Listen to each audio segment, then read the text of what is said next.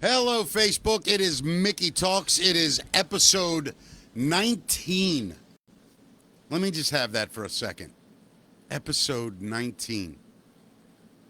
Wow, Matt. Can you believe it? It's pretty weird. Like, it just hit me for a second. This is the last show we'll ever do in our teens. That's true, right? Now, did you ever think when you first started doing this? I didn't think I'd get Did you to think it show would get 5. this far? I'd swear to God. Yeah. I didn't think anyone was going to watch it, Matt. I really didn't. I didn't think anyone. I mean, I thought some people would tune in, right? And to be honest with you, I just thought something would come of it. Like if I do this, something will lead to something else, and that'll lead to this. And then next thing you know, I'll have a job doing something. That's what I thought. Did I really imagine this? Yeah. I imagined it. I believed it. But at the same time, I can't believe that it is working. It's Well, in less than 2 weeks, we've already had people, a bunch of people, Yeah. approach us about sponsoring the show. Yeah, it's incredible. I don't know what to say about it. Like, it's weird to even spend time anymore. Now I'm going to, because that's what the show started as. You know, like I can't believe that people are catching on, that the episodes are being watched so much, that people are speaking about it when I see them out. It is so weird. Like the most random of people, hey, I caught your show with so-and-so. And I'm like, wow, thank you. Like I forgot what that was like. Yeah. You know, when I was doing the mornings, I heard it every day, 7 days a week for 10 years. Hey, remember when you said, or I heard you say yesterday or today, you know, like, and it was great, and I loved it. But now, like, it's really weird to be back, like, in the talking to people again. Well, it's back out on a new frontier now too. This Yeah, is the new frontier. Yeah, buddy, I think that I think what we're doing is interesting. I don't know anybody else did anything like this. It's like a daily show live online at 5 o'clock, and it's just we do it every day. Yeah, you'll be able to call us if you want today. Yeah, you can call us in a little bit. Not yet. I got to let the phone charge a little bit. I didn't know it was dead, so I got it charging now. We're getting there. Don't worry, buddy. It'll come up. But, yeah, we'll take some calls today. But, Matt, I wanted to talk about something. So, Saturday night, I went down to the Grunwald Club to do comedy in Canton.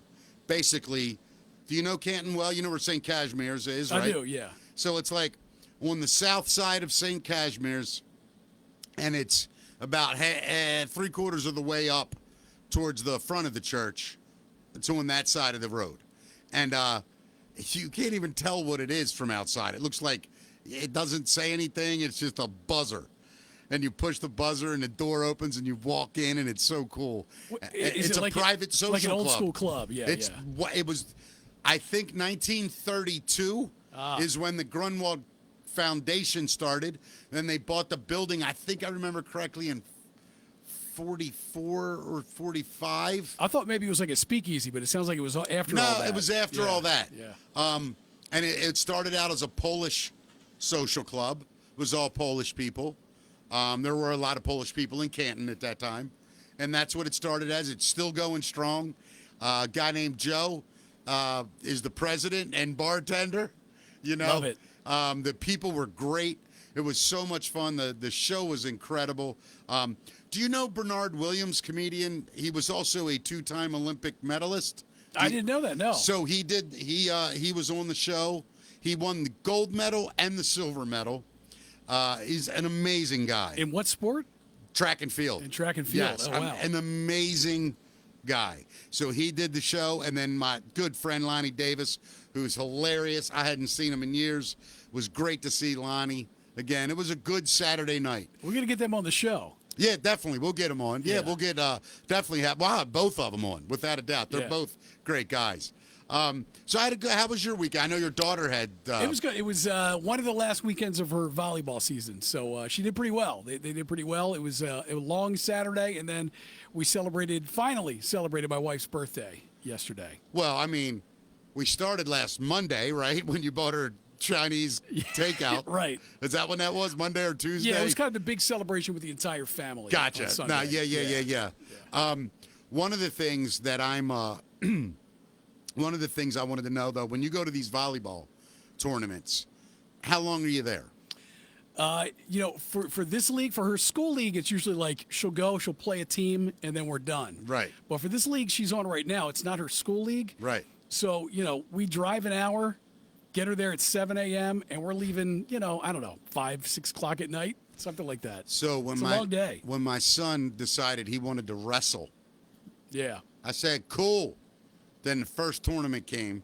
I had to be at Havre de Grace Yeah. at 6:30 in the morning. Right. And left at 7:15 that night to watch him wrestle for 45 seconds in 3 different matches. Yeah, it's a commitment, man.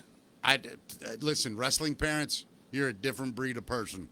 To sit in a school gym that just smells like balls for 8 hours, 12 hours. My parents did it for me. Bless them. No, I never. You wrestled? I did for when I was at Curly, actually. Did you wrestle at Curly? Yeah. Tom DiCarlo was my coach. Tom was the greatest, man. Yeah. Tom was awesome. What weight were you?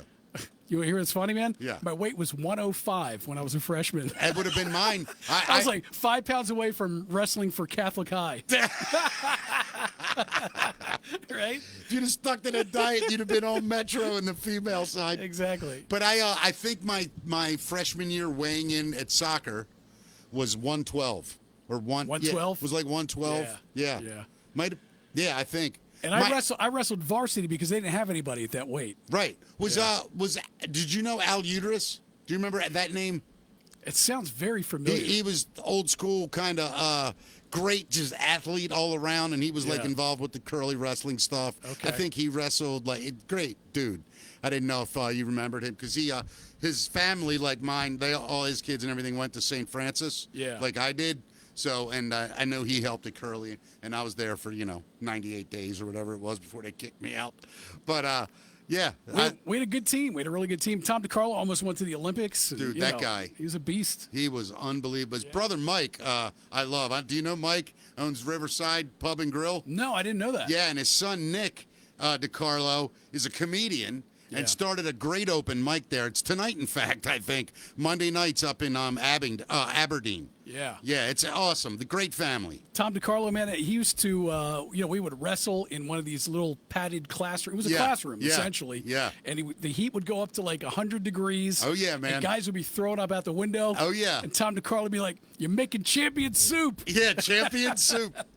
He was a beast, I'll never man. forget that. He was a beast. That's awesome, man. Yeah. And so anyway, down there at that show Saturday, I talking to some people and just like the history of Baltimore for a second. My friend Stan went with me, and he grew up there, and he was telling me like all this different stuff. We were talking to this guy, and he basically was talking about how his grandfather remembered, and this guy's my age, so his grandfather had to be like one of them 1920s, 30s dudes. That's what I'm talking about. Yeah. And he's like, he remembers how, like, at one point, that down near the water was just beautiful.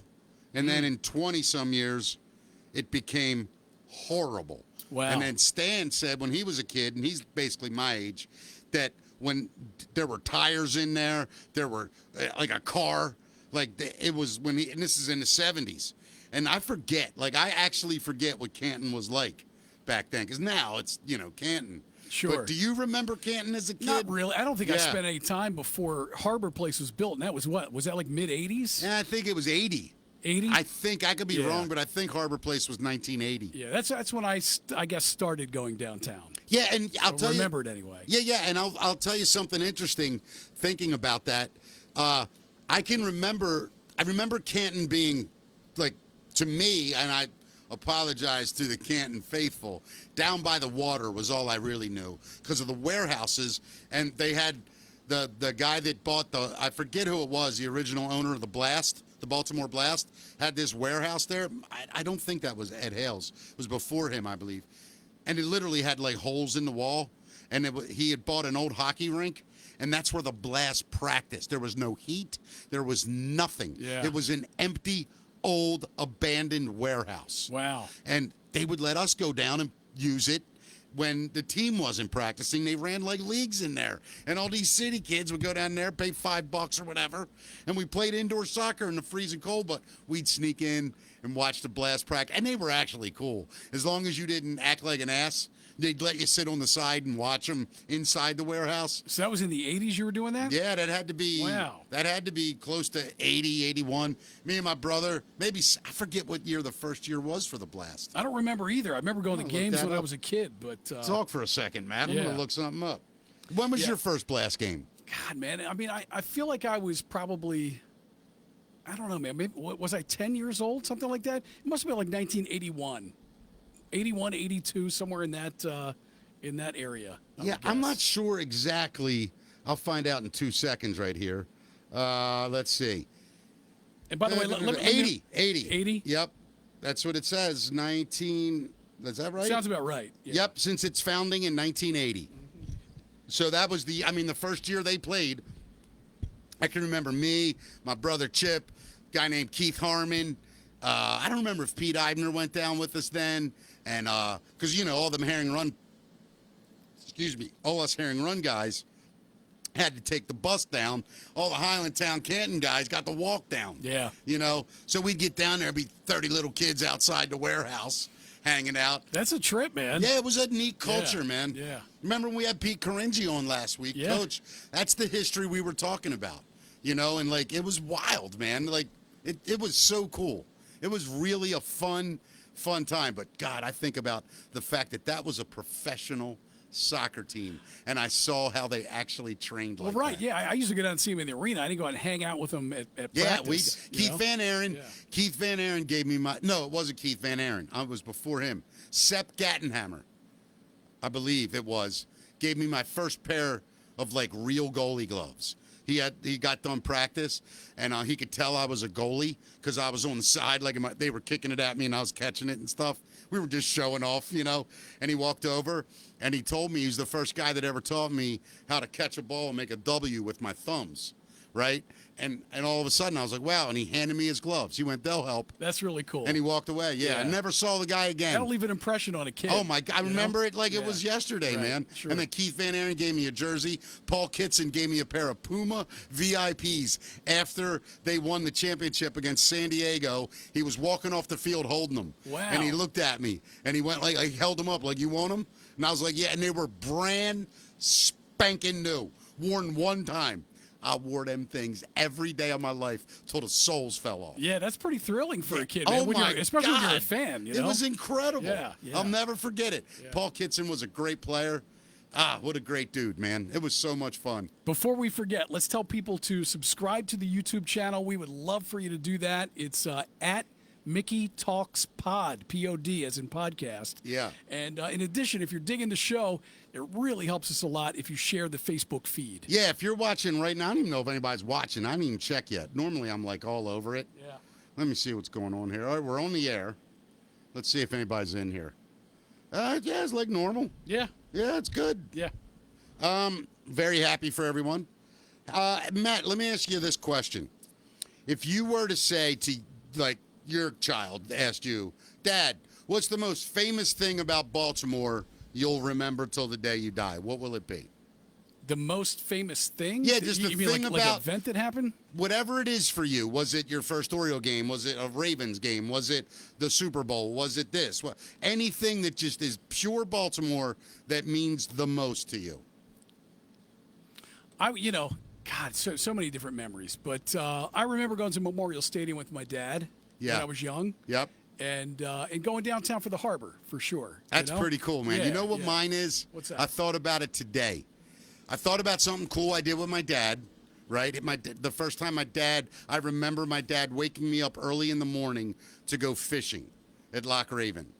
And we didn't catch anything but a bunch of bluegills, and it was hilarious and it was fun. But then I remembered something. What was supposed to be my first day of kindergarten, my grandfather was supposed to drop me off at school. He was a horse trainer. The first couple days of school, he took me to the track with him. Never even took me to school. Didn't tell anyone and told me not to tell What anybody. do you mean? What track did he go to? He worked at a track? Pimlico. At Pimlico. He had Wow. horses running. Yeah. So he was just going to the track to help other trainers. And Yeah. So anyway, first couple days we go to the track. I don't know nothing. I'm kindergarten. Yeah. He said, don't tell anybody. Tell them school was fun. So I come home, and I'm with my mother. How was it going? It was fun. What happened? I don't remember. It was stupid. There were kids that 3 days. The school calls my mother on the third day. Is your son sick? And she's like, what? We haven't seen him yet. My mother goes like to herself. She told the story later. She's like, son of a bitch. Now, this was her father-in-law, my dad's dad. So your dad's dad would pick you up in the No, morning. I lived there. Yeah. We lived on a farm. Okay. With them, with my dad's dad, right? And he was You grew up on a farm? for a couple years. Yeah. He got a farm. My grandfather got a farm. We literally moved from Baltimore City to a farm. Wow, that's culture shock. You're not right? kidding. Yeah. But it was amazing. Like, all my memories of the farm were incredible. Because all I knew was concrete, cars, buses, all Yeah. that crap. You get out there and it's just like, wow, this is amazing. You know?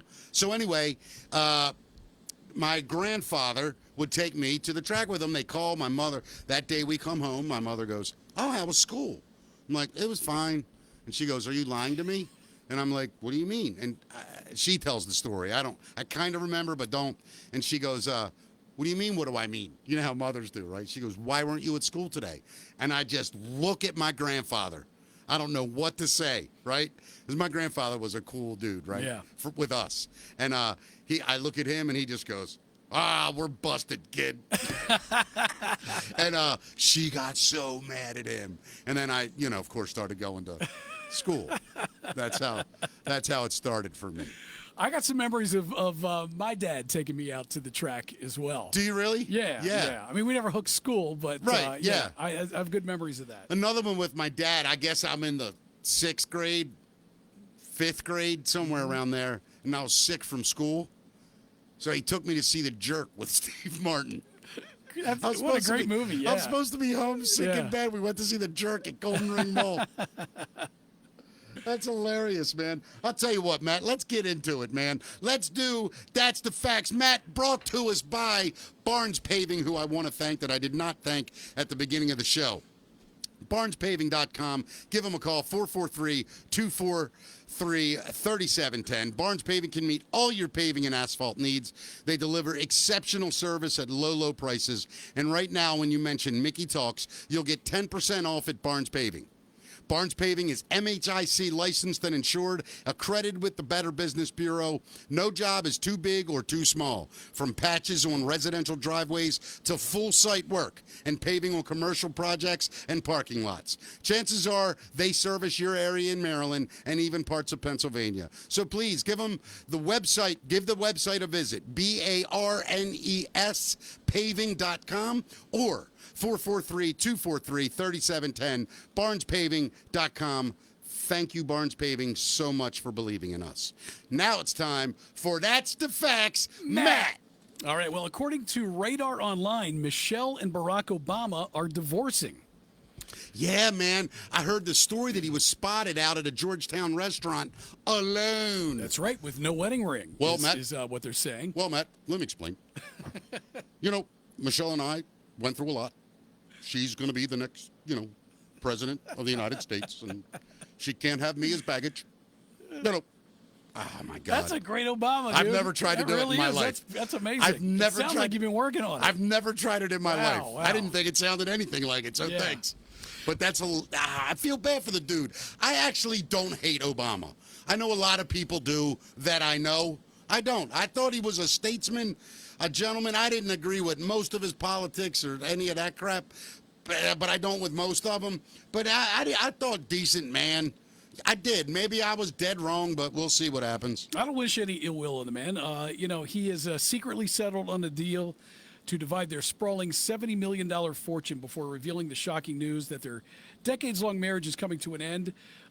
Sources said lawyers for the couple have hammered out an agreement in which Michelle, 61, will continue her conquest of Hollywood, while Barack, 63, stays mostly on the East Coast in a behind-the-scenes bid to help the shattered Democratic Party reinvent itself in the new conservative political landscape. She'll keep the film business, Higher Ground Productions, in Chicago and the Martha's Vineyard estate, and he'll get the D.C. mansion, and they'll split the stock portfolio, which is worth about $22.5 million right now. He'll Can I also ask get you a question? A slice of the Hollywood profits. Yeah. All right. So that real estate mansion in D.C., what do you think that's worth? Just roughly, 10 million. Oh, easy. Right, Yeah. say 15 million? Sure. All right, so now we're at 37 million net worth. They have a place in the Hamptons. What do you think that's worth? In the millions, I'm sure. Let's just say 10, 15, right? Yeah, So yeah. now we're at 52 million. Right. Right? Let me ask you a question. The guy was a civil servant his whole life. Yeah. The most he ever made was $400,000 for 8 years in a row. Explain to me how you're worth all that money. Look, I'm shocked they're only at 70 million. It's you know? crazy. Yeah. Like, yeah. how does it happen? Where does the money come into play? Well, where do they get it from? We can speculate. I mean, right, but why do we have to speculate? Why can't we just go, hey, where did you get all your damn money? And then when they go, none of your business, we go, okay, we know. I'm fine with that, but Yeah. like, I don't get it anymore. It's why we need term limits and certain rules in place about, stock trading among members of Congress. No and one our should be politicians. in D.C. for longer, I mean this, Yeah. longer than 8 years.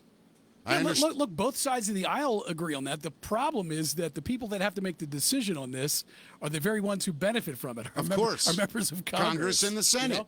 It's disgusting. There is a way to do it Yeah. with the states. Right. Like if all the state legislatures got together. Confederation of the States. Right, I think we need 26 states. 20, yes. Right? Yeah, I believe it is 26. Yep. And what we really have to do at a local level is have a massive grassroots kind of revolution where we say to our local people, we're not going to vote you into office unless this is on your platform, unless term limits is on your platform. A friend of mine, Rob Iobi, who I was going to do a political show with. Yeah. This is his mantra. Yeah. And, I decided to do this instead. And I'm glad I made the decision. But Revolution Blueprint, the Revolution Blueprint, I believe is the name of it. Yeah. And check out his podcast. It's if you're into that stuff and you're really into the politics and how to start at the local level and build a grassroots thing and change the way this country's run, that's the thing for you. He is really smart with that stuff. And it got a little dark for me. Not dark, but it got a little too serious for what I wanted to do. But yeah, Matt, you're right. We can do all kind of things on our own if we just stick together. I hope it happens. Yeah. I really do. We got weed legalized. Yeah. We did. Yeah. I mean, the consensus just grew and grew and grew and grew, and we never get. And not that I was a champion of weed. Don't get me wrong. I only smoke it now because it's legal, and I don't feel like I'm doing something wrong. Technically, it's still illegal on the federal law, under federal law. But the Yeah, but I'm states- in Maryland. I Yeah, don't care. right. Like maybe I'm not going to get it on an airplane. I'm not going to do that dumb stuff. But yeah, I'm good with it. So history's been made at Augusta National after Rory McIlroy won the Masters. to become the McIlroy. McIlroy, sorry. The sixth player in history to complete the Grand Slam, winning each of golf's 4 majors. He defeated Justin Rose in a one-hole playoff to capture his first career green jacket. He is the 6th player to accomplish this. It was Gene Sarzan, Ben Hogan, Gary Player, Jack Nicklaus, and Tiger Woods who have Listen. accomplished this in the past. Those names you just said, every name you just said, is an absolute top 10 golfer Yeah. in the history of the game. That's how amazing what he just did is.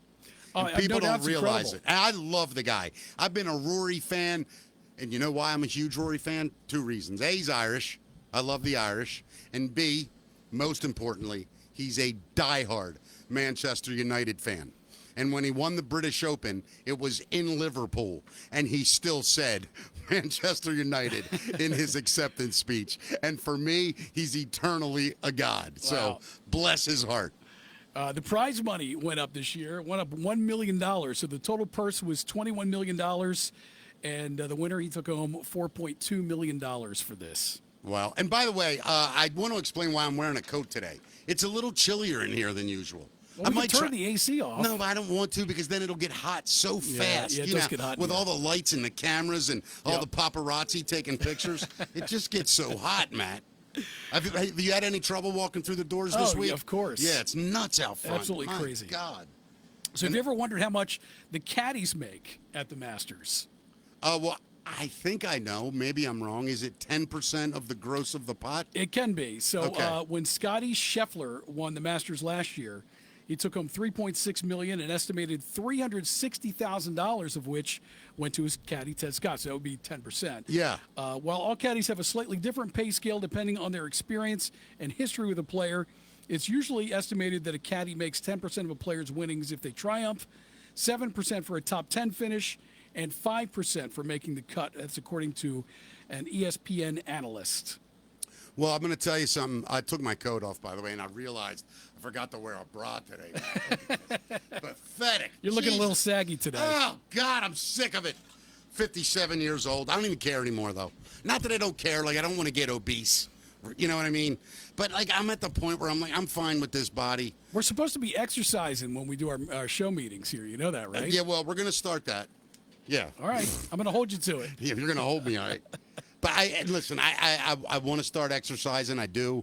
I've been paying. You want to hear something horrendous? What's that? I have a Planet Fitness membership that I got in 2021. Yeah.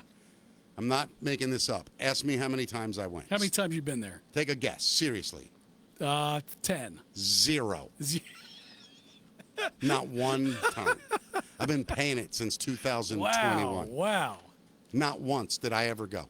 So money is not going to motivate you to get there. What is? Looking at this shirt again on this camera. That's what's going to. I mean, I look like. I'm telling you, we're radio guys, man. And now that we're on camera, I'm starting to think about a lot of stuff. I'm not going to lie. This reminds me right now of like girls I knew at Hammerjacks that didn't really have boobs, but they went with it anyway and didn't wear bras. I feel like, you know what I look like right now?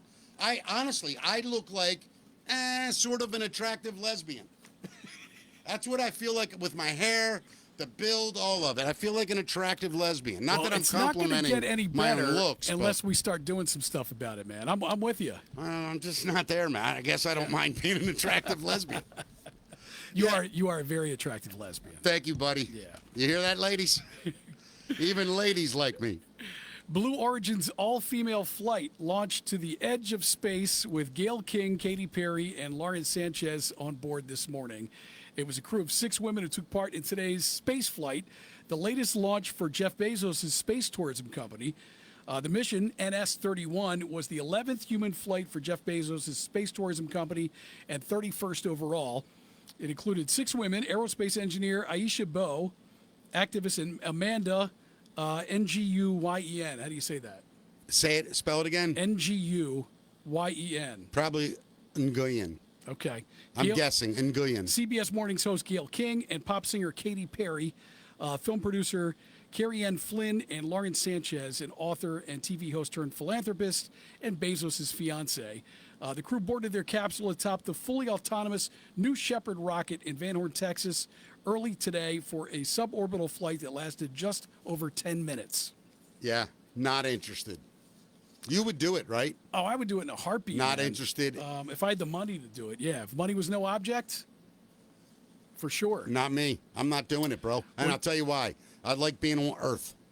That's where I was born. I think if whoever made us, God made us, right?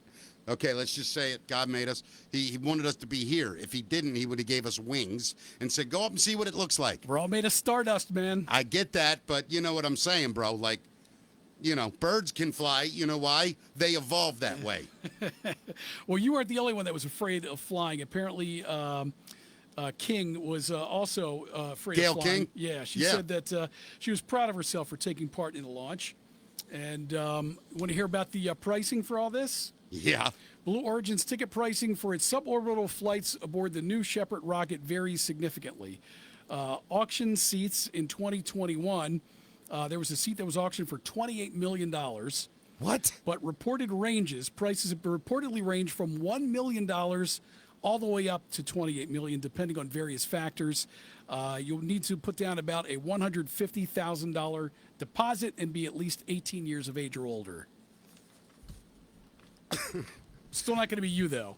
I mean, how long do you think before they're just doing it every day, 10 times a day? We're probably not far off. I mean, when you got companies like SpaceX, I mean, whenever private industry takes over, things start to move a heck of a lot faster. Isn't that weird, though? Yeah.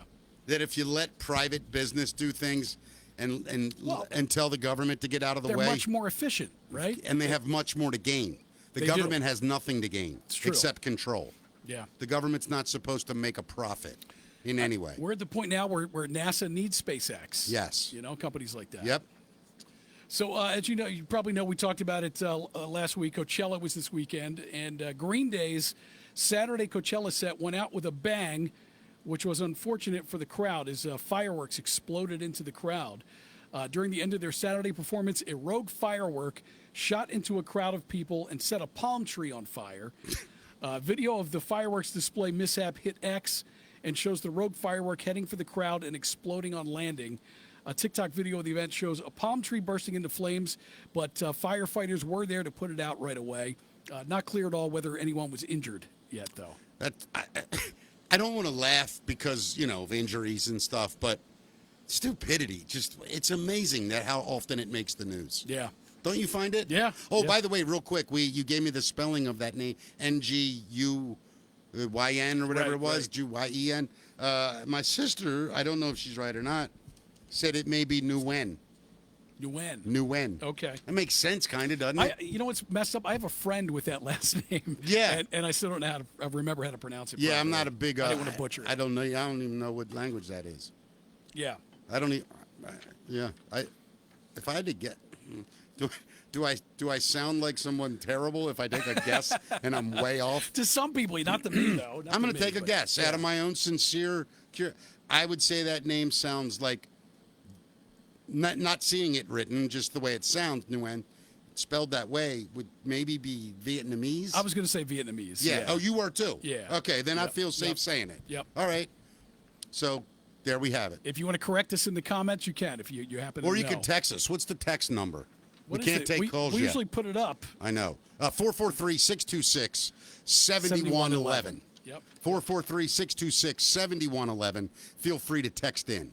By the way, 60% of the Coachella fans financed their tickets through repayment plans. So tens of thousands of music fans flocked to the desert this past weekend to check out artists like Lady Gaga, Green Day's we mentioned, Travis Right. Scott, Post Malone. Tickets to the music festival hit $599 without fees, and more than half of concert goers opted for payment plans to pay for them. New numbers reported by Billboard say that 60% of ticket holders chose the $49.99 down in monthly installation plan. In addition, those were hoping to get an early start into the event were hit with lines that were over 12 hours to get onto the premises and pass security. And that wait was made even worse by a lack of porta potties along the roadside. I mean, Sounds like a miserable time. how does he do it twice? Like the No, disaster. This is Coachella. Oh, This is Coachella. Yeah, this is Coachella. That may ruin it. That may be the dagger in the heart for that festival. Yeah, I mean, you could pay. I mean, that was probably the bottom barrel Ticket? general admission ticket. I Yeah, mean, I think I'm you sure. could pay a heck of a lot more, and you can get like a private little suite or tent. Yeah, you probably at have Coachella. private access Oh, roads. It's probably $30,000 to A do night. something like that. A Yeah, night. yeah. Yeah, I to agree have with a you. place like that. So unless you're uber wealthy. You're probably going to have that kind of experience where you're waiting in line for 12 hours and Yeah, I'm not waiting. no access to bathrooms. The only thing I would wait in line for 12 hours for is to die. Like, why would you wait in line for anything that long? No, I agree. And here's the only thing I would have wanted to see: if they could helicopter me in and then Yeah. helicopter me out. Yeah. Brian May posted last week that he was in Los Angeles for a very special little job. That job was a guest appearance on Friday at the Coachella Festival in Indio, California. He joined singer Benson Boone for Queen's Bohemian Rhapsody. That would have been awesome, Man. Right? Yeah. Oh my gosh. I mean, there's got to be video of it, right? You're right. I can just Yeah, watch I the mean, video, and yeah. it would have been cool to see. Oh that heck live, yeah! You know? What is the one? What is there a musical moment you wish you'd give anything to have been there? I mean, there's probably a few. I would love to go back and see a Led Zeppelin show in the late '60s. No, I mean real like early. I Oh. mean like an iconic thing that we all know about, like Woodstock. The Altamont. song remains the same. Those Madison Square Garden concerts, like things that are documented, that are historical. If you could have been at one musical thing, what would it have been? Woodstock is definitely up there for me, Yeah. for sure. That's definitely one of the things. How about you? I'm thinking right now. Honestly, it would be the state fair where Elvis was basically torn off the stage, just to see the raw emotion of what the original rock and roll sparked. Yeah. To feel that, because the people that describe it say it was so primal to hear this and to feel it. They could not control themselves. And you think about that from a psychological standpoint. Yeah. That's a fascinating thing to witness. Sure. That would be mine. I don't know. Yeah. Maybe boring. I don't know. Be cool to see the Jim Morrison show down in Florida where he was accused of indecent exposure, to see what really happened down there. That would have been you know? amazing. Yeah. Yeah. That would have been incredible. Sure. I mean, there's so many things. I mean, oh my God. The Beatles first coming to America, maybe? Dude, Shea Stadium? Yeah. With the Beatles? Are you Yeah, kidding me? Yeah. That's insane. Ed Sullivan Theater? Imagine sitting in that. Yeah, that would be amazing. I mean, that's the thing. There were 400 or 500 people Do you think in that room. You think they'll invent time travel one day? We're going to be able to do this? I don't. I No? don't think it's possible. I mean, who knows what anymore, but, imagine telling a caveman we're going to build something that looks like a bird. True. And it'll fly you across the ocean in 5 Right. hours. Imagine what those concert tickets would cost. Go back in time to see Led Yeah, Zeppelin. no doubt about it. Sure. Yeah, I'm there. Finance it. Yep. Pal. Well, there's a new YouGov survey that has revealed that 10% of Americans think the Earth is flat. I And mean, that's a lot of people. well, I heard an interesting thing the other day. Yeah. That technically, if you think about this, it's not flat, but there is, I believe, no, there isn't. The Earth is round. And there's no way to try to explain course. this to someone. I mean, Yeah. I just guess people don't understand balance, gravity. Like, Well, in a time when satellites orbit the Earth, astronauts live stream from space. Yeah. I mean, you could literally see the curve of the Earth from an airplane window. Yeah. At some point too. but then You there's wonder how people that this say survives. that that's an atmosphere. It's not connected, and they just have to be morons. That atmosphere exists Yeah. because of what it's in the Earth's core and all that. Like, it's nonsense. Let me put this in perspective for Yeah. you. It's approximately 34 million people in the United States that believe this. So 10% of Americans think that the Earth is flat. Another 9% say they're not sure. So, like, if you think about one of your comedy shows, if you go and you look out in your audience, Yeah. that means 1 in 10 people in your audience Believe could the Earth is possibly flat. be a flat earther Yeah. or someone who just doesn't know. Did you see the documentary, The Flat Earth Guy? Yes, that was. Would you talk about the YouTuber guy? Yeah. Oh, yes. That is It's brilliant. It is awesome. Yeah. It is the most fascinating thing. Wait, because there's two things out there. The one I'm thinking of, the guy goes to Antarctica. Is that the one you're thinking of? The guy, no, this, I don't remember if they went to, yeah, I don't remember. You're talking about the one where the guy does the experiment with the lasers. Yes. Yeah. Okay. Yep. I saw that one. And he goes to that con festival or whatever it is Yep. and he's like a rock star and all these people, oh my God, he's the flat earth guy. And I'm like, oh my God, you're worshiping a moron. Well, right. A complete moron. Like, I don't even understand. I don't understand why you're not even allowed to tell the people that listen to him. Like, legally, they should be allowed to be told every day. They should have to be told. You're a moron. Well, the one guy was a YouTuber. He had a huge, he probably still does, has Yeah. a huge YouTube channel, and a round earther, Yeah. someone with common sense, Yeah. paid for his ticket to Antarctica, paid like $35,000 to fly him down to Antarctica. He goes down there because what the flat Earth guy said was he's going to see a sunset in Antarctica. Right. Because during summer, Right. the sun just stays out all the Right. time. And he got down there, and of course the sun stayed out and never set. Right. And the good thing is he admitted he was wrong. He said, Yeah, I'm wrong. I'm wrong. Yeah. Which is great. But I don't know that it shut down flat Earth theory. I don't even get flat earth theory. Like, what are they basing it on? I mean, they will. they will spew out all kinds of pseudo-scientific gobbledygook. Yeah. And just facts about like the sun in Antarctica. That was one of the big ones.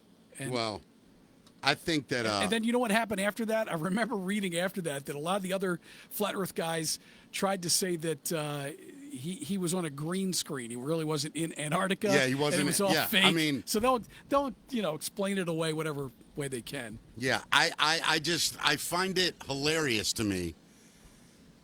Listen, there are conspiracy theories that I laugh at, like the baby blood stuff and all. Yeah. Maybe, and then I go like this, guess what? If it is true, I don't feel stupid for not believing it. Yeah, I don't, right? But this one, you should feel stupid if you do believe it. That's all I mean. You really, I mean, they showed it to you. So now you believe everyone on Earth is in on the hoax, but the 10% of people that don't buy it. Well, yeah, there's 71 insane. space organizations all over the globe. Are they all in some giant conspiracy? Like half of them have the capability of launching rockets into space. Yeah, they all invested in hula hoops, and this guy invested in a square fence. Right. Like, I don't understand. I just don't understand it. Yeah. What is happening to the world?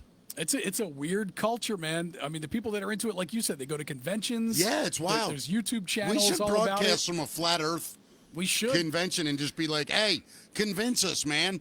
And just let them talk. Do we have flat earthers that listen to this show? If there is a flat earther, please give us a text at 443-626-7111. Nobody's texted us yet, Matt. Either that or this thing isn't working. 443-626-7111. Please give us a text. Let us know. Are you a flat earther? Are you a flat earther? We need to know. It would be an interesting conversation to hear their perspective anyway. That you are? Yeah, if they were a flat earther, why they believe that, how they started believing that. Well, I'll just go back to the moronage. It's just, you just inherit being a moron. I don't know how to. Listen, debate me on it. Debate me. I dare you. I mean, you at least got to hand it to the guys who were out there experimenting Yeah. and then getting it wrong. You know who and else then experimented? admitting they're wrong. You know who else experimented that? Yeah. Early volcano doctors. And then what happened was they burned up alive because they went down in it because they didn't believe that it was on fire down Yeah. there. So they went down and looked and got burnt. So let these people fall off the edge of Earth or whatever they think's going to happen. Go do it. Yeah. But at the end of the day, the Earth is round. I don't know how else to put it. A soccer ball is round.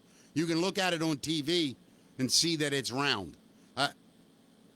What part am I missing, Matt? I hear you. I know they take pictures of the Earth, right? Of the round Earth. Yeah, and then they say, "Oh, that's not real." Or I heard a guy make a light. See, that's what I want to know. Why do they believe there's a conspiracy to tell people that the Earth is round instead of flat? Why do they tell people that? That's the part that just is dumbfounding to me. Like, Yeah. I don't get the benefit of it. Right. What would the benefit be of fooling people into thinking the Earth was round? Yeah, why? That's what I want to know. If there's Yeah. a flat earther out there. Yeah, I don't get it. Yeah. It's bizarre. Well, here's a mystery that they may be solving soon. A mysterious ocean glow that has been reported for over 400 years has stumped scientists. A new study could offer some clues. So for over 400 years, sailors have reported a mysterious phenomenon in which the ocean appears to glow as far as the eye can see. I've seen stuff about this. Yeah. Yeah, and this is a quote. The sea from horizon to horizon in all directions took on a phosphorescence glow. The moon had just set, and the whole sea was several shades lighter than the sky, wrote Jay Brunskill, an officer aboard a ship that had sailed through the Arabian Sea in 1967. Nearly 10 years later, another crew aboard a vessel named the MV Westmoreland experienced a similar event in the Arabian Sea as it sailed through, quote, a large area of bioluminescence. According to the ship's captain, the sea glared a brilliant and bright green, so brilliant, in fact, that neither white caps nor swells could be distinguished from what appeared to be a perfectly flat sea, he wrote in 1976. And they've dubbed these events Milky Seas by the sailors who have been lucky enough to come across them. So now scientists are hoping to better investigate this. They're one step closer to predicting when and where these mysterious bioluminescent displays will occur. They've got some kind of network set up in a database so that when it happens, they're going to go out there immediately and study this stuff and try to figure it out. I'm going to make a prediction. Yeah. I'm probably dead wrong too, but I bet it's parts of the ocean releasing massive amounts of gas that, as it combines with all the other stuff in the ocean and what's in the atmosphere, it just creates this phenomenon. And thank God, it looks like maybe it's not poisonous or lethal to be exposed to it, but that's what I think. It's a reaction to things being released from the bottom of the ocean. Milky seas, they're saying, could be a sign of something very good, like a healthy ecosystem, or they could be a sign of an unhealthy ecosystem, and we just don't know, is what he's saying. But some people think it's like bioluminescent plankton that is making Yeah, it, I but thought about they it. don't know why. But they're saying from horizon to horizon. You know how big that is? Like the areas that glow. It glows like those stars that you put on children's ceilings. You know what I'm talking about? It yeah. glows I know like exactly that. what you mean. And it glows for, it's like miles and miles and miles out in the middle of nowhere. It'd be pretty wild to see, to witness. Yeah. You know? Yeah. No, I get it. I get it. Well, there I you- just got called on my Planet Fitness joke about going 0 times. Yeah? I've went a couple. Did you? I was just trying to make a joke. What'd you do, though, And I when got you were called- there? Nothing. Did you actually work out? I rode the bike. Yeah. And then they have this water table. Yeah. That like sprays this like massage table. Right. And I laid on So that you got like a massage, fat slob. Yeah. You got like a 3,000 I rode a calorie bike. smoothie. Yeah. I rode a bike for 40 minutes and then laid on the fat guy table and just did that and went home and acted like I was exhausted. Yeah. I did that a couple times. Right. Yeah. You can do some really unhealthy stuff at the gym. Like my wife's gym has a whole snack bar. Yeah. Oh. You can get like a 3,000 calorie I forget- protein shake. I didn't go in the gym. Yeah. For some reason, it was years ago. I had to go meet an advertiser. I don't remember why I was there. Some gym I walked in. I didn't know it was a gym. I didn't know. Thought it was a cafe. Yeah. I right. swear there was a bar. There was a like a snack stand. Some of them are social clubs. You Yeah, know? I'm like, It's- what the? Yeah. And then I walk all the way through and I get around and it opens up to all this glass and I can see people exercising and I'm like, what a weird gym. When I go to a gym, I don't want to talk to anybody. Yeah, I don't want to go to the gym. But I'll never get a workout done if I'm there to socialize with people. Is what I'm saying. Right, now if I I get get the it. motivation to go, Yeah. show up and do it, I'm going to work out. And I mean, the last thing on my mind is socializing around some kind of snack bar. 1,000% get it. Yeah. 1,000%. Yeah. Hey, quick question for you. Orioles are off today, right? Yeah. Yeah, they're off today. And what happened yesterday? Because I watched the Masters and I know, like, I think we got beat yesterday. we got beat, right? Like 7-5 or something, 7-9, Something like that. Yeah. We got to get better with that. I want to follow them on the show this year. Yeah. I got some O stuff though here. Oh, cool. This I had no idea if you did or didn't. Yeah, this year, well, it's not about the game, but this year's 2131 anniversary celebration will see Iron Man Tony Stark transform into a Cal Ripken Jr. bobblehead. So, Baltimore baseball fans know there are two Iron Men, Tony Stark and, of course, Maryland's own Cal Ripken Jr. This season marks the 30th anniversary since one of Major League Baseball's historical moments. September 6th, 1995, Cal broke Lou Gehrig's consecutive game streak, confirming him as baseball's Iron Man. And to celebrate, the Orioles are hosting Marvel Day at Camden Yards on June 28th. The first 20,000 ticketed fans at Oriole Park that day get a free limited edition Cal Ripken Jr. Iron Man bobblehead. That's awesome. I don't know if I've ever told the story on this show, but I'm going to tell it real quick. I remember where I was. My sister had just had her baby, I believe. What was the date? September 6th. Yes. My niece was born August, 16th, I believe. I think it's her. Yeah, I forget. Anyway, August 8th. I can't remember. Right there in August. So she's like 1 month old. And that night, I was going to see her. And I was like, I'll just watch the game there and, be with my sister and see the baby. And, so it was like the first grandchild of me, my brother, and sister. You know what I mean? Yeah. So I get there. The baby is flipping out. Just will not stop screaming. We're watching the game. The baby, wah, Georgie, her name, wah, the whole time. I swear on my life, the moment the inning stopped and Chris Berman went silent when Cal did the lap, Yeah. she stopped crying. Like, it was insane. Like, we all looked like, what the hell? Like, it was crazy. I remember it like it was yesterday. It was so wild. So whenever I hear that Cal story, or someone brings up the record. That's my memory of it. So are they a huge O's fan today? Yeah, I mean they're not crazy, but yeah, of course they love the O's. But it was just so wild, and I think I told them when we were together last time that story because I remembered it. Yeah. And it's really a funny story. Literally, just wah, Cal started wah, nothing. It was so wild, just shut right up. That's awesome. Yeah. Well, the world's largest rubber ducky, Mama Duck, is making her way back to Maryland this summer. So if you're going to be down the ocean this summer in August, you might want to visit Mama Duck, as she's known. She will be at the Big Little Town Fest in Crisfield this summer. The festival runs August 1st through 3rd at Crisfield, American Legion Post 16. The huge yellow rubber duck is 6 stories high, weighs about 8,000 pounds, and takes about 90 minutes to inflate. Wow. I mean, I don't want to say nothing bad about a legendary duck, but I don't know if I'm driving that far to see it. Yeah, I mean, if you're down there, though, it's something cool to look If you're at, in the right? neighborhood, swing over and take a gander, drop off a donation for the fine people. Yeah. And, get There on you your go. way. Hey, another thing I do want to remind, I just thought of this. August 8th was my niece's birthday. August 16th was my second wedding anniversary. So that's why I got a little confused there. Gotcha. But I figured it all out. Well, Alabama prison officials are facing a lawsuit over organ harvesting. In the prison? Yeah. So Wow. This is why I'm a little freaked out about, I think we talked about this on an earlier show. Yeah. I want to be an organ. I am an organ donor. Yeah. Want to be an organ donor, Yeah. but this kind of stuff freaks me out. It doesn't mean I don't care what they do with it afterwards. To It's- me, well- what's it matter? What worries me is that I'm incapacitated in some way, but I'm able to be revived, but they decide not to. You know what I'm saying? Because you're an organ donor? Because somebody needs an organ, yeah. Oh, so they let you die? Yeah. Yeah, I'm not going to be an organ donor anymore now. I never thought about that. Well, I mean, he's I got didn't mean to see. I don't want to discourage people from being organ donors. I'm just talking about my own I think crazy there's a thoughts in rule my to head. that, though. Well, I think of course there's rules to but it. listen to what these people And are hopefully doing. I won't die in prison and it won't matter. Yeah, right. It seems there might be some illegal organ harvesting going on inside of some Alabama prisons. 8 families are suing the Alabama Department of Corrections, alleging that the University of Alabama, Birmingham, to study the organs of their deceased incarcerated relatives without the consent of their family. The families also claim that public entities then intentionally hid their misconduct. Last week, a state judge ruled that there was enough merit to warrant the lawsuit proceeding into the court process.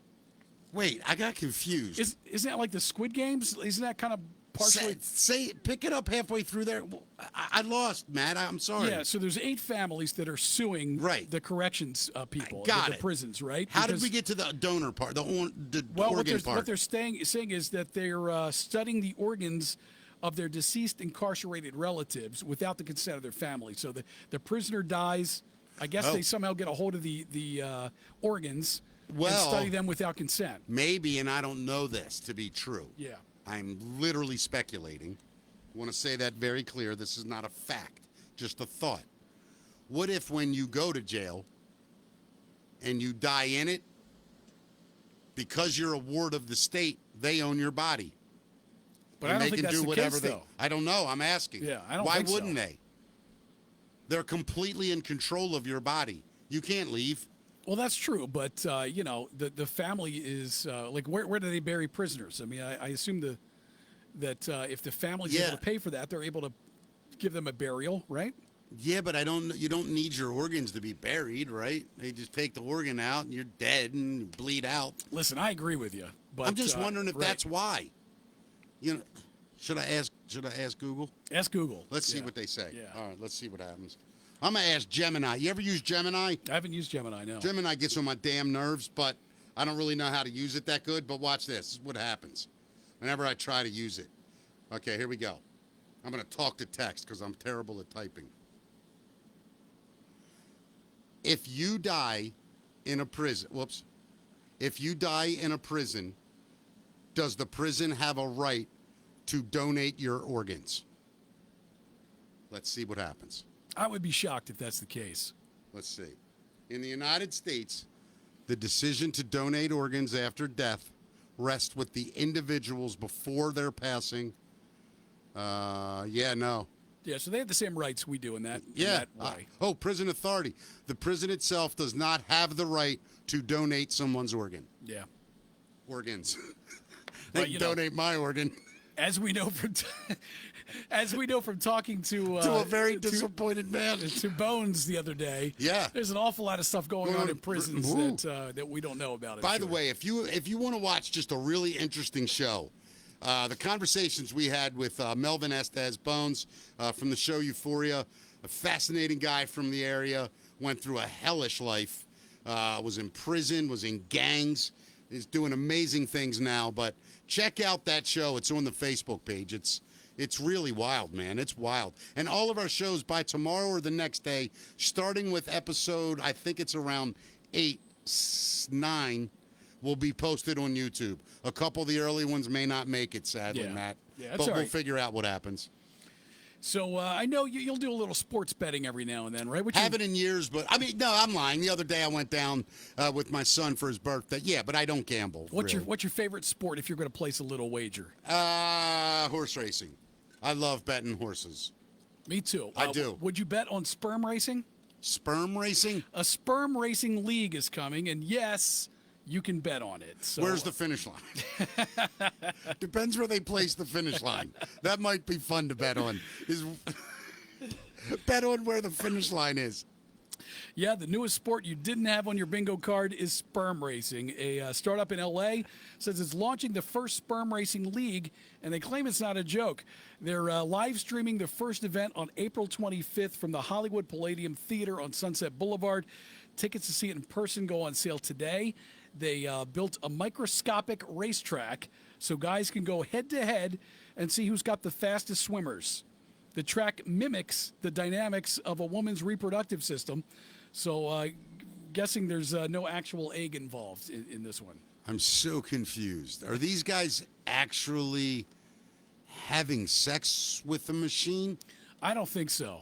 How is it- I think they must be donated. So you donate your sperm, then they just measure it under a microscope to see whose is the fastest? You're going to be able to watch it. There's a TikTok video that's available, and you can see kind of things swimming around. So they're now people. Let me get this right. It's a little promo video. Hold on. So now people have TikTok accounts that won't even be human. All the loser humans who don't make the race, who don't win the race, they have a TikTok video. So non-people now have TikTok videos. Yeah. Pretty wild. Non-half people, because it's only the sperm, not the egg. You don't get any of the smarts till you get the egg. We all know that. Right, ladies? They say the point is to bring attention to fertility and turn health into competition because it's something you can train for just like any other sport. Quote, it's about making male fertility something people actually want to talk about, track, and improve. They say the new league will have everything other sports have, including press conferences, weigh-ins, play-by-play commentary, and betting. As we mentioned earlier, you'll be able to pick your favorites and bet on winners. The first race will feature competitors from UCLA and USC, so a real crosstown rivalry. But they'll eventually hope to get celebrities involved in this as well. Yeah, I mean, would you do it? Would you be curious enough to see if you know yours are fast or slow? Yeah, I would do it. Yeah. Yeah. You? I don't. I mean, I don't care. I mean, Yeah, I guess I'd want to know, like, how active are they? Sure. If they're anything like me, the race will take 4 days. You know what I mean? It's like, I'm getting there. Oh, my God. You have to wake them up 8 times. you would play in like a Masters. Yeah, if you're watching my sperm race, seriously, it's like, yeah, it's literally like watching the Tortoise Olympics. I would imagine that. If it takes anything after me, oh, God, I'm lazy. We would be competing with the old guys, you know? Yeah, I think so. Yeah. How you doing in that department, though? You still all right? Like, no problems yet, right? No problems. I don't have any problems yet either. I don't. Thank God. We're starting to get to an age where, and I'm not going to lie to you, the day that thing dies, that's a tough one on a man's list, don't Well, you think? You got to go to Planet Fitness, man. I know. I got to go to Penis Fitness. That's where I got to go. Because that's what, no, but you know what I'm saying? I think that part of manhood, when none of us think about, but one day, maybe not, I don't know. I mean, how old's Al Pacino? I think a lot of the problem is guys just getting out of shape and not eating right, and Yeah, but it also Keeping your- does stop working. It is a muscle. It is, and if you, I'm not gonna lie. I try to keep mine active. You know what I mean? Sometimes I'm solo most of the time. But the point I'm making is we need to, we need to get on this show. I want a urologist. Yeah. I want to talk about some men stuff. All right. Don't you think that'd be wild conversation? If we could find a cool urologist that doesn't talk scientific, but just like what men need to really hear. Because when you start talking about a man's junk, you start getting a man's attention. Yeah. I think everything should start out, if you want a man's attention, like this. Excuse me, but about your penis. And then no matter what you say after that, it doesn't matter. You have his attention. You could go, about your penis. I'm going to need you to move that carpet over there. And guys will go, okay, no problem. Just, I'm saying, you want a man's attention, start it with about your penis. Moving on, I'm sorry. No problem. There's a survey. 90% of Americans say they regularly use abbreviations in their daily messages, but a study found that making text too short makes people feel like they're being brushed off. So, so tell me about this. Like when somebody texts you THX instead of thanks, does that feel rude to you, or what does that feel like to you? The word thanks feels rude to me. Yeah? Thank you is, I believe, in a text form, that condones tone. That lets you know. When you say thank you, that's a totally different tone than, because thanks can also be thanks. Well, I agree. So I'm saying somebody, say thank you. Like, so if somebody sent you thanks exclamation point, that would feel okay to me. That would be okay. But if they sent you THX, how does that make you feel? Don't respond. Like, Yeah.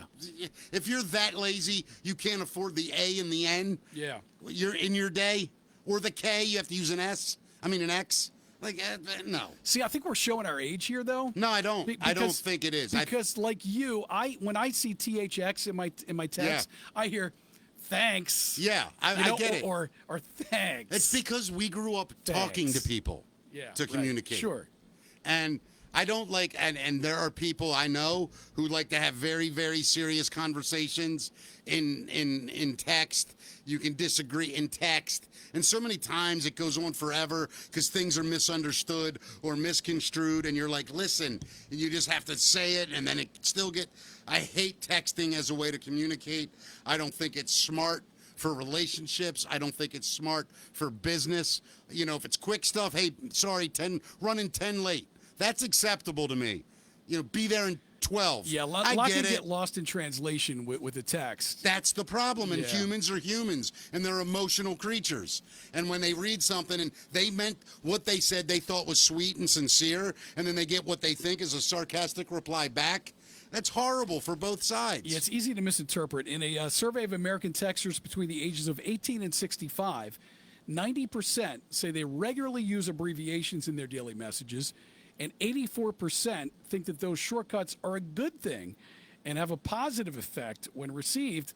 I don't feel that way, actually. But I mean, it also depends on who you're texting with. True. I think sometimes couples especially get into a lot of arguments because of misunderstandings. Because, look, being in a relationship is pressure. Yeah. You're both supposed to help each other. Excuse me. You're both supposed to support each other. You're also going to get aggravated with each other. You're going to get mad at each other. You're going to do all that. So if you can't talk to each other and you have to write it, you're reaching a level to me that's just like, what are we doing? I don't know, man. I would actually have to think about some of these abbreviations because they're talking about stuff like PLZ for please, or SRY for sorry, TY for thank you, IDK for I don't know.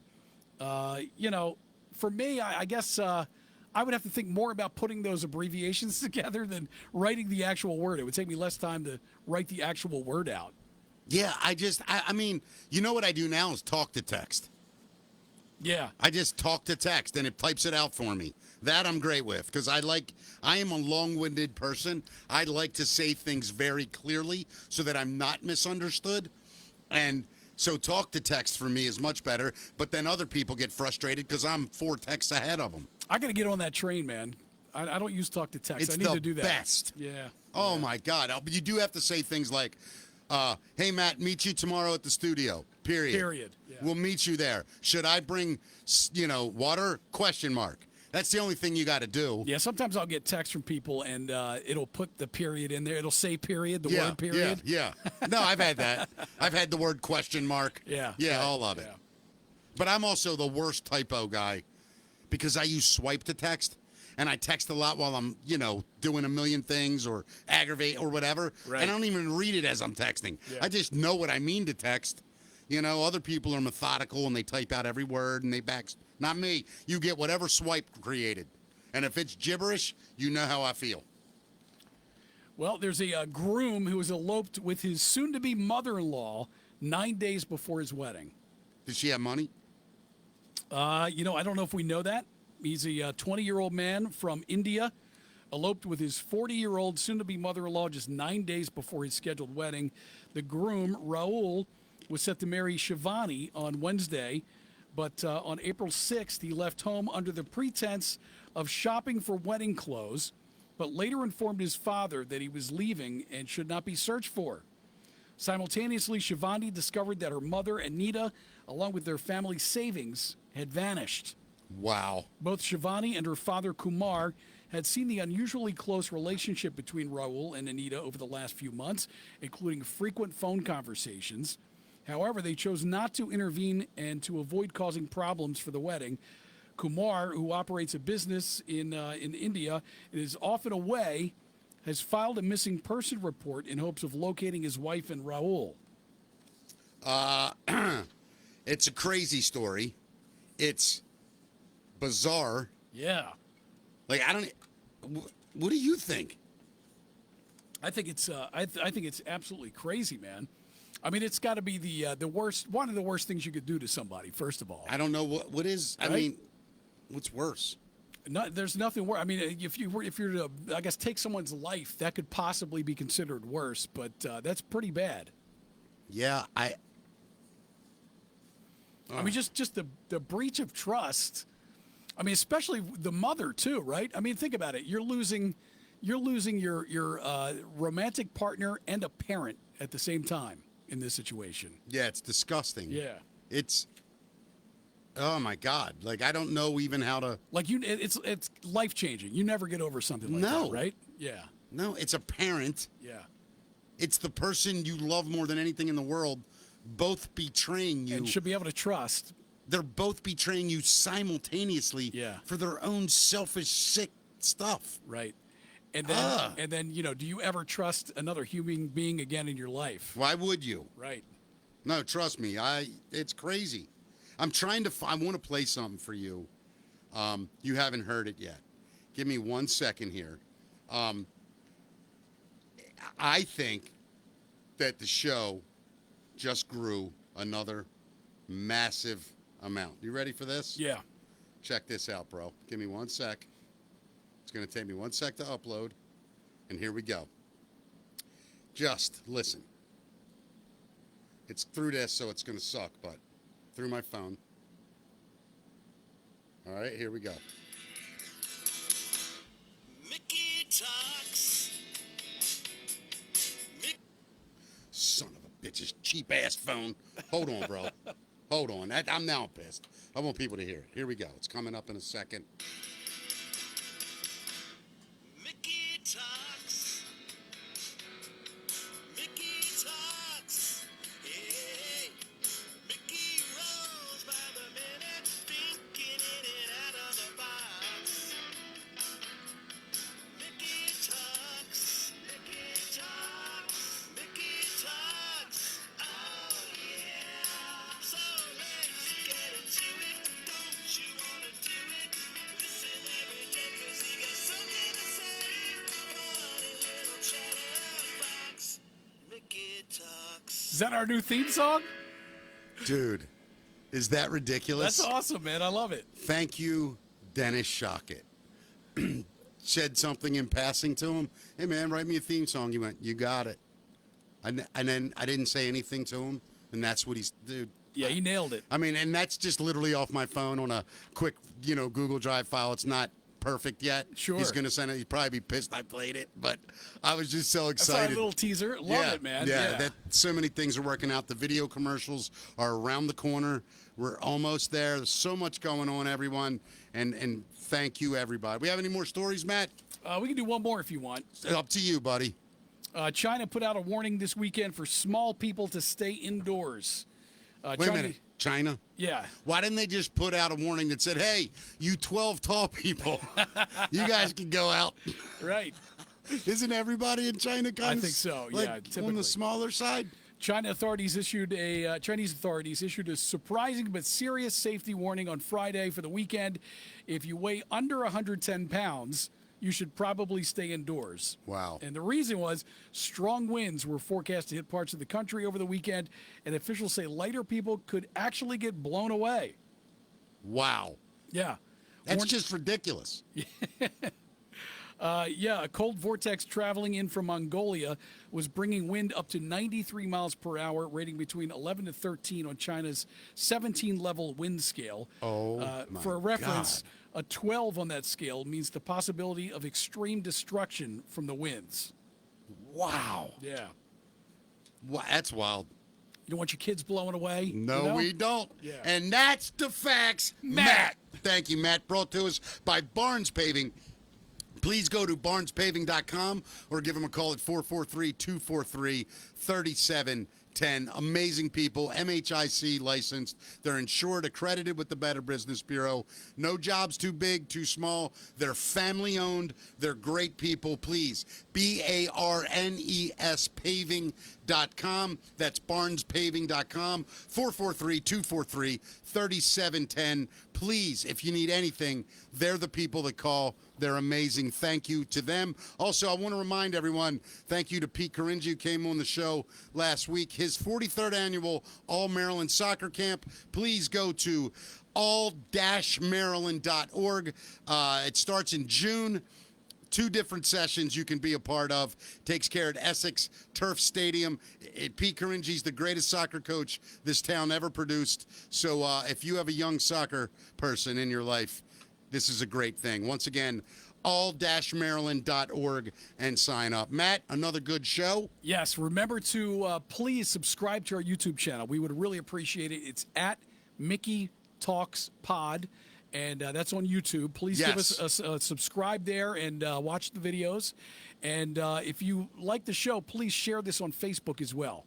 Just press that share button. We'd appreciate that. Please share this thing. You want to plug some quick guests? Yeah, go ahead, buddy. What we got coming up? We've got our friend Huber from 100.7 The Bay coming in on Thursday.